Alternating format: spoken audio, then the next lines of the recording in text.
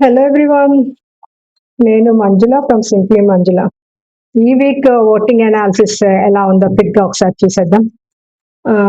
As expected, no surprise here and no more second thoughts, no more second opinions. Tanuja ఏ పోల్లో చూసినా, ఏ voting analysis లో చూసినా, అన్అఫిషియల్ అఫీషియల్ ఎక్కడ చూసినా తనూజ ఆల్వేస్. తనూజ ఎక్కడ నామినేషన్ లోకి వచ్చినా, ఎప్పుడు నామినేషన్ వచ్చినా తన టాప్ లో ఉంది. 31% తనూజ దూసుకెళ్ళిపోతుంది. ఇంకా ప్రతిదీ అనలైజ్ చేసి ఎందుకు వస్తుంది ఏంటి అని వివరాలు నేను అంత డీటెయిల్ గా చెప్పట్లే. Suman, this is the shocking thing, surprise thing. ఆయన 19% ఓటింగ్ తో ఉన్నాడు అండ్ సెకండ్ ప్లేస్ లో ఉన్నాడు, కెప్టెన్సీ కంటెండర్ అయ్యాడు. అండ్ థర్డ్ ప్లేస్ లో డెమన్ ఉన్నాడు, 18% ఓటింగ్ తో ఉన్నాడు. And Divya, Bharani, Ramu bottom లోనే ఉన్నారు, రిస్క్ లో ఉన్నారు, 11% భరణి గారు.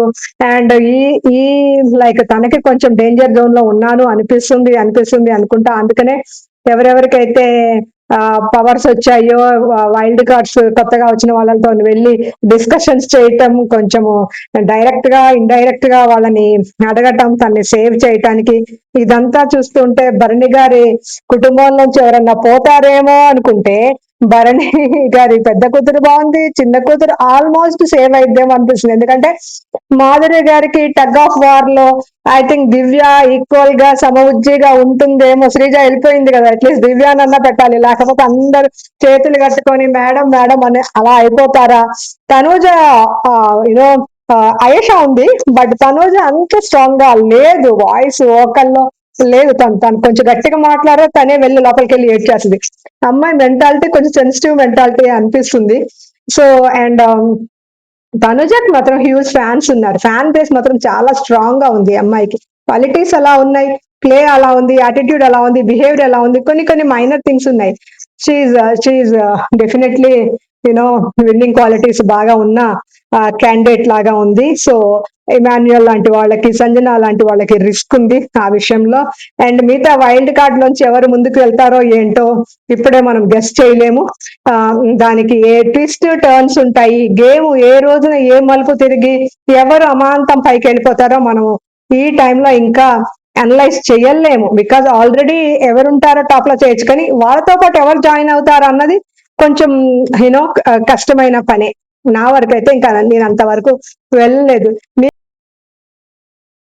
ఎవరు భరణి గారి కుటుంబంలోంచి ఒకళ్ళు పోతారా, లేకపోతే భరణి గారే వెళ్ళిపోయే ఛాన్స్ ఉందా?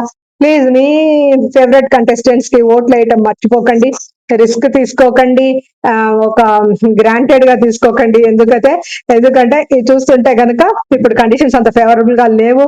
అండ్ రాము కూడా రిస్క్ లోనే ఉన్నాడు. ఐ థింక్ రాము కెప్టెన్సీ బాగా చేసిన కానీ కొన్ని థింగ్స్ ఫాల్స్ ఉన్నాయి చూడండి.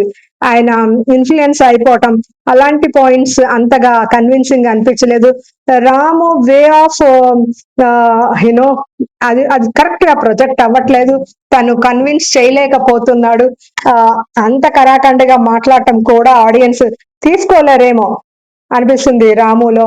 అండ్ ఇంకెక్కువ ఇది లేదు, రాముకి ఎలివేట్ చేసే అంత ఇదైతే రాలే. టాస్క్లలో తనకి ఏమన్నా ఛాన్స్ వస్తే ఎలివేట్ అవుతాడా, బట్ ఆల్రెడీ కెప్టెన్ అయిపోయాడు కాబట్టి ఆ అబ్బాయికి ఛాన్స్ ఇవ్వకుండా మిగతా వాళ్ళకి ఛాన్స్ ఇస్తారేమో.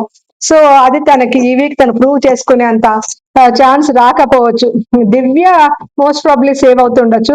ఐ థింక్ భరణి రాములోనే మోస్ట్లీ డేంజర్ లో ఉంటారేమో అనిపిస్తుంది.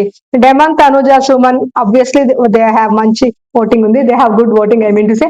అండ్ మిగతా వాళ్ళందరికీ రిస్క్ ఉంది, బట్ చాలా రిస్క్ ఉన్నది రాముకేమో అనిపిస్తుంది. మీ ఒపీనియన్ కామెంట్ రూపంలో తెలియచేయండి. ప్లీజ్ నాకు సబ్స్క్రైబ్ చేయండి, లైక్ చేయండి and continue watching my updates. This is simply Manjula and signing off.